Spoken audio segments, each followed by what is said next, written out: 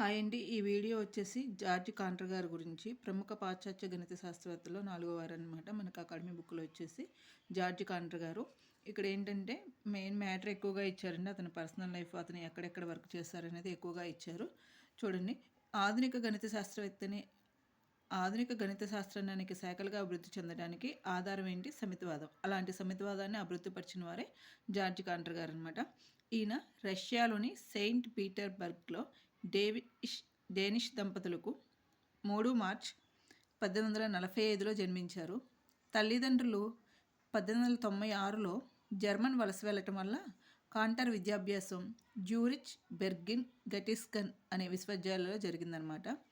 అయితే ఇతనికి క్రోనేకర్, వైర్స్ట్రాస్ కుమ్మర్లు అధ్యాపకులు.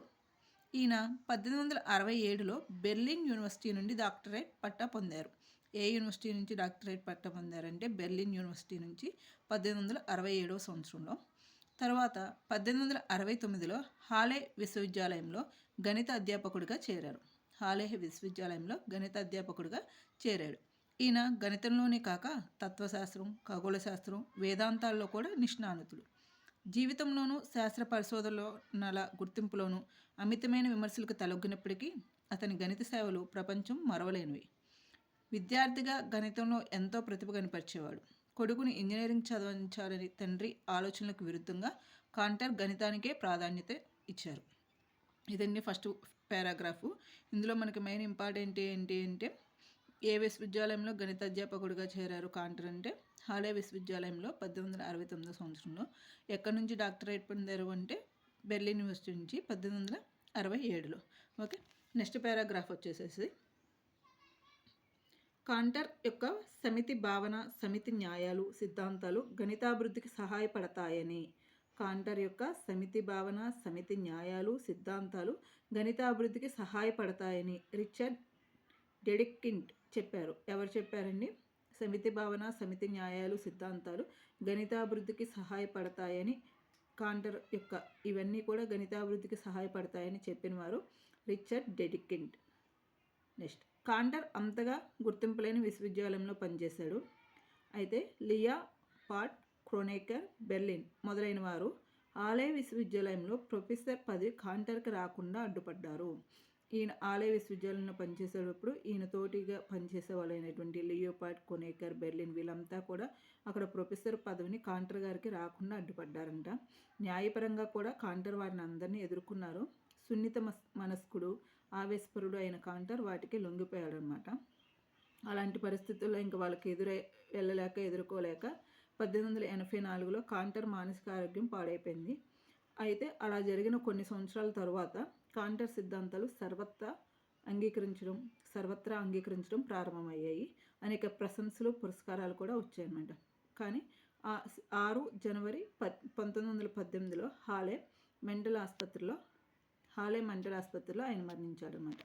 హాలేలో ఉన్నటువంటి మెంటల్ ఆసుపత్రిలో జార్జ్ కాంటర్ గారు జనవరి 6, 1918లో మరణించాడు. 20వ శతాబ్దం ఆయన చనిపోయిన తర్వాత 20వ శతాబ్దంలో హిల్బర్ట్ కాంటర్ను సమర్థించుచు కాంటర్ మనం కోసం సృష్టించిన గణిత సారం మనల్ని ఎవరూ వెళ్ళగొట్టలేరు అని ప్రకటించారన్నమాట. హిల్బర్ట్ గారు కాంటర్ రచించిన గణిత సారం మొత్తాన్ని కూడా ప్రశంసించారన్నమాట. కానీ స్వేచ్ఛగా బతకలేకపోయిన కాంటర్ గణితం యొక్క సారం దాని స్వేచ్ఛలోనే ఉంది అనటం మరోరాని విషయం అన్నమాట. గణితం యొక్క సారం అనేది దాని స్వేచ్ఛలోనే ఉంది అని కాంటర్ గారు చెప్పారనమాట. హాలే యూనివర్సిటీలో పనిచేస్తున్న కాలంలో అతని దృష్టి నెంబర్ థియరీ నుండి ఎనాలిసిస్పై పడింది. హాలే విశ్వవిద్యాలయంలో తన సీనియర్ అయిన హీనే కాంటర్కు ఒక సవాల్ విసిరాడు. అది త్రికోణమితి ప్రమేయాలలో ఏకత్వాన్ని చూపు సమస్య. దీన్ని అప్పట్లో గొప్ప పేరున్న డిరిచ్లెట్, లిప్స్కిచ్, రీమాన్ మొదలైన వారితో పాటు చివరికి హీనే కూడా సాధించలేకపోయాడంట. కానీ దాన్ని కాంటర్ సాధించగలిగాడు.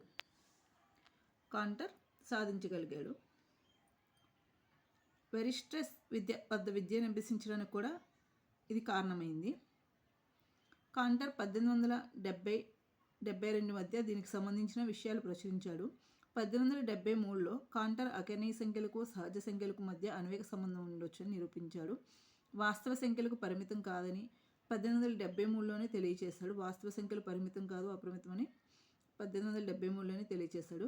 కాంటర్ 1897లో అంతర్జాతీయ గణిత సదస్సులో పాల్గొని తన ప్రసంగాలను వినిపించాడు. జోర్డాన్ను 1905లో కలిసి సెట్ థియరీ పైన, మత సంబంధ విషయాలపైన సంభాషణ చేశాడు. అదే సమయంలో ఎంతో ఆనందం కలిగే ఒక ఆహ్వానం సెయింట్ ఆండ్రూస్ విశ్వవిద్యాలయం నుంచి అందుకున్నాడు. ఆ యూనివర్సిటీకి విదేశీ స్కాలర్గా ఆహ్వానించబడ్డాడు. అక్కడి నుండి గౌరవ డాక్టరేట్ పొందాడనమాట. సెయింట్ ఆండ్రూస్ విశ్వవిద్యాలయం నుంచి గౌరవ డాక్టరేట్ పొందారనమాట. టోటల్గా మనకి ఈ పారాగ్రాఫ్ మొత్తం వచ్చేసి కూడా మనకి ఇంపార్టెంట్ విషయాలు ఏంటి అంటే, మనకి సమితి భావన, న్యాయాలు, సిద్ధాంతాలు గణితాభివృద్ధికి సహాయపడతాయని ఎవరు చెప్పారంటే రిచర్డ్ డెడ్కిండ్. నెక్స్ట్ వచ్చేసేసి హాలే విశ్వవిద్యాలయంలో ఈయనకి పదవి రాకుండా అడ్డుపడిన వారు ఎవరంటే క్రోనేకర్, బెర్లిన్ వాళ్ళు. నెక్స్ట్ ఈయన ఎప్పుడు మరణించారు అంటే జనవరి 6, 1918లో ఈయన మరణించారు. ఈయన ఎప్పుడు వచ్చినాయి అంటే 20వ శతాబ్దంలో ఎవరు తీసుకొచ్చారంటే ఇతని గణిత సారం మనల్ని ఎవరు వెళ్ళగొట్టలేరని చెప్పి హిల్బర్ట్ గారు అనమాట. ఈయన దృష్టి ఎక్కడ పనిచేస్తున్నప్పుడు ఈయన దృష్టి నెంబర్ 3 నుండి ఎనాలిసిస్పై పడిందంటే హాలే యూనివర్సిటీలో పనిచేస్తున్నప్పుడు ఈయన దృష్టి నెంబర్ 3 నుంచి ఎనాలిసిస్ మీద పడిందనమాట. కాంటర్ గారు దేనికి సంబంధించి చెప్పారు అంటే అకర్ణీయ సంఖ్యలకు సహజ సంఖ్యలకు మధ్య అన్వేక సంబంధం ఉంటుందని చెప్పారు. అదేవిధంగా అంతర్జాతీయ గణిత సదస్సులో పాల్గొని తన ప్రసంగాన్ని వివరించారు. 1905లో జోర్డాన్ గారితో కలిసి సెట్ థియరీ పైన, మత సంబంధ విషయాలపైన సంభాషణ చేశారు. సెయింట్ ఆండ్రూస్ విశ్వవిద్యాలయం నుండి విదేశీ స్కాలర్గా వెళ్ళి అక్కడ నుంచి గౌరవ డాక్టరేట్ పొందారన్నమాట. నెక్స్ట్ వచ్చేసేసి కాంటర్ గారు గణితానికి చేసిన సేవలు. కాంటర్ గారు గణితానికి చేసిన సేవలు అనమాట. ఆధునిక భాషను రూపుదిద్దిన గణిత శాస్త్రవేత్త ఎవరంటే కాంటర్. ఆధునిక గణిత భాషను రూపుదిద్దిన గణిత శాస్త్రవేత్త కాంటర్. వాస్తవ సంఖ్యలను లెక్కించడం సాధ్యం కాదని తెలిపాడు. వాస్తవ సంఖ్యలు పరిమితం కాదు, అపరిమితం అని చెప్పారు. సమితివాదాన్ని, ట్రాన్స్ఫైనైట్ సమతులను 1874, 1897 మధ్య అభివృద్ధి చేశాడు. సమితివాదాన్ని, ట్రాన్స్ఫైనైట్ సమతుల్ని 1874, 1897 మధ్య అభివృద్ధి చేశాడు. అవిచ్ఛిన్నత ప్రాకల్పన సమస్యను సాధించడానికి ప్రయత్నించాడు. కాంటర్ ట్రాన్స్ఫైనైట్ సంఖ్యలను పరిచయం చేసి వాటికి సంబంధించిన అంకగణితాన్ని అభివృద్ధి చేశాడు.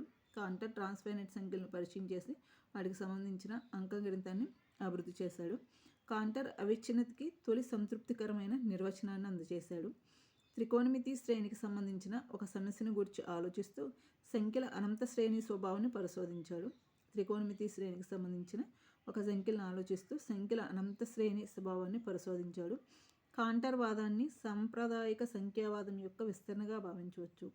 కాంటర్ వాదాన్ని సాంప్రదాయిక సంఖ్యావాదం యొక్క విస్తరణగా భావించవచ్చు. అవిచ్ఛిన్న పరిశుద్ధ సమితిని ఆయన అవిచ్ఛిన్నత అని అన్నాడు. అప్పటి వరకు సందిగ్ధంగా ఉన్న భావన దీంతో ఉపయోగకరమైన గణిత సాధనంగా మారింది. సమితి భావనను ఆనాటి సాంప్రదాయవాదులు అంగీకరించలేకపోయారు. అది అసలు గణితమే కాదన్నారు. సమితివాదం, ట్రాన్స్ఫైనైట్ నెంబర్ సిద్ధాంతాలుగా ఇతని కృషి గణితాభివృద్ధికి కొత్త మార్గాలు చూపిందన్నమాట. కాంటర్ కనుక్కున్న సమితివాదం గణిత శాఖలన్నింటినీ ఏకాకృతం చేయడానికి ఉపయోగపడింది. ఇది వచ్చేసి మనకి జార్జ్ కాంటర్ గారు గణితానికి చేసిన సేవలండి. మెయిన్ ఏంటి అంటే ఆధునిక గణిత భాషకు ఆద్యుడు, అదేవిధంగా అనంత శ్రేణి స్వభావం, సమితివాదం, ట్రాన్స్ఫైనైట్ సమితుల గురించి చెప్పారు. అవిచ్ఛిన్నత గురించి చెప్పారు. అతని వాదం ఏంటి అంటే సాంప్రదాయిక సంఖ్యావాదం అన్నమాట. ఊహించగల, సంభవించగల ఆలోచన రూపమే ఒక సమితి అని చెప్పారనమాట. మనకి సమితివాదం, ట్రాన్స్ఫైనైట్ నెంబర్స్ సిద్ధాంతాలు ఇవన్నీ కూడా మనకి గణితాభివృద్ధిలో ఎక్కువగా ఉపయోగపడాయి. ఇది వచ్చేసి మనకి జార్జ్ కాంటర్ గారి గురించి.